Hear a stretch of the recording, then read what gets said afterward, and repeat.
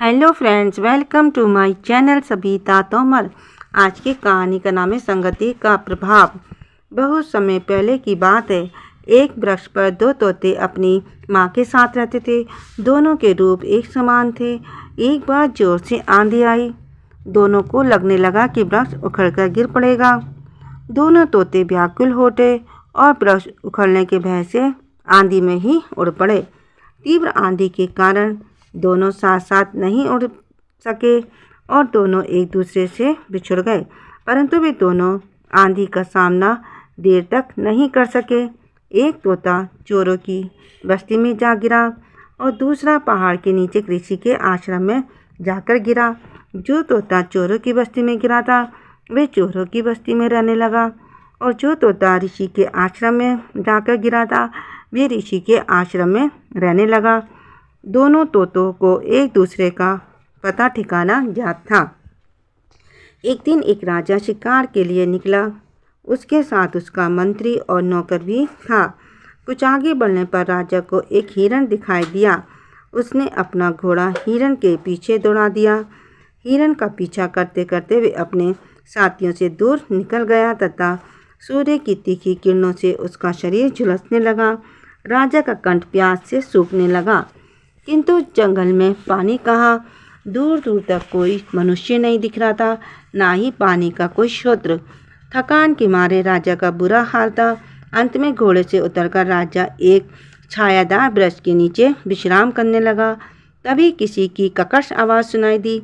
वे ककश आवाज़ एक तोते की थी जो वृक्ष की डाल से बोल रहा था। राजा बड़े ध्यान से तोते की आवाज़ सुनने लगा। तोता मनुष्य के समान ही बोल रहा था। तोता फिर चिल्लाया, अरे कोई है? इस आदमी के पास बहुत धन है, इसे पकड़ो, इसे लूट लो, देखो ये भाग न जाए, जल्दी करो। तोते को मनुष्य की तरह बोलते देखकर राजा डर गया। राजा उसकी आवाज़ और कथन से तुरंत समझ गया कि वे डाकुओं की बस्ती के आसपास आ गया है, जहाँ तोता भी मनुष्य की तरह बोलता है और लूटने और जान से मार डालने की बात करता है। यहाँ से चल देना ही ठीक होगा। भयभीत राजा ने अपने घोड़े को दौड़ा दिया। डाकुओं ने राजा का पीछा किया, पर राजा डाकुओं के हाथ नहीं आया। निराश डाकू अपनी बस्ती में वापस लौट गए। उन्हें राजा का धन तो क्या, राजा तक हाथ ना लगा। उधर राजा घोड़े को तेजी से दौड़ाते हुए पर्वत के नीचे ऋषि के आश्रम में पहुंच गया, किंतु आश्रम में सन्नाटा छाया हुआ था। घोड़े से उतरते ही राजा के कानों में किसी की मृदुल आवाज़ आई।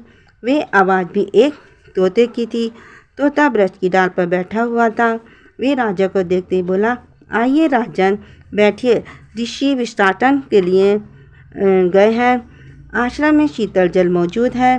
प्यास लगी हो तो ठंडा पानी पीजिए और यदि भूख लगी हो तो फल खाइए। आश्रम में फल भी मौजूद हैं। राजा ने वृक्ष की डाल पर बैठे तोते को देखा। तोते का रंग रूप बिल्कुल वैसा ही था जैसा चोरों की बस्ती के पास रहने वाले तोते का था। तभी ऋषि विष्टाटन से वापस आए। उन्होंने राजा का स्वागत किया। खाने को फल तथा पीने को शीतल जल दिया। पानी पीकर और फल पाकर राजा को बहुत आराम मिला। तभी राजा ने ऋषि से पूछा, ऋषिवर, यहाँ से थोड़ी दूर पर भी एक तोता पेड़ पर बैठा हुआ था। उसका रंग रूप भी इसी तोते के समान था, परंतु ये तोता जहाँ मृदुल वाणी बोल रहा है, प्रेम और सेवा की बातें कर रहा है, वहीं दूसरे तोते की वाणी बड़ी कठोर थी। वे जान से मार डालने और लूटने की बात कर रहा था। एक ही जाति के पक्षियों में इतना अंतर क्यों?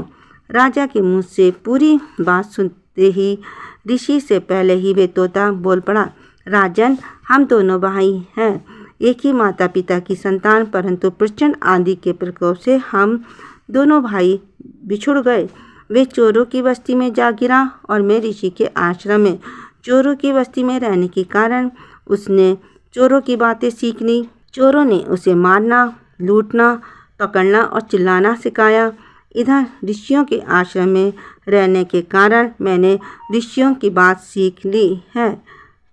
मैं आठों पहर ऋषियों के सद्वचन सुनता हूँ, इसलिए मैं भी उसी प्रकार बोलता हूँ जिस प्रकार ऋषि बोलते हैं। संगति के कारण ही हम दोनों भाइयों में अलग अलग गुण आ गए हैं। राजन को अपने प्रश्न का उत्तर मिल गया था। वे तोते के उत्तर से संतुष्ट होकर अपनी महल वापस चला गया। प्लीज़ मेरी कहानी को लाइक कीजिए, शेयर कीजिए, सब्सक्राइब कीजिए, कमेंट कीजिए। Thank you.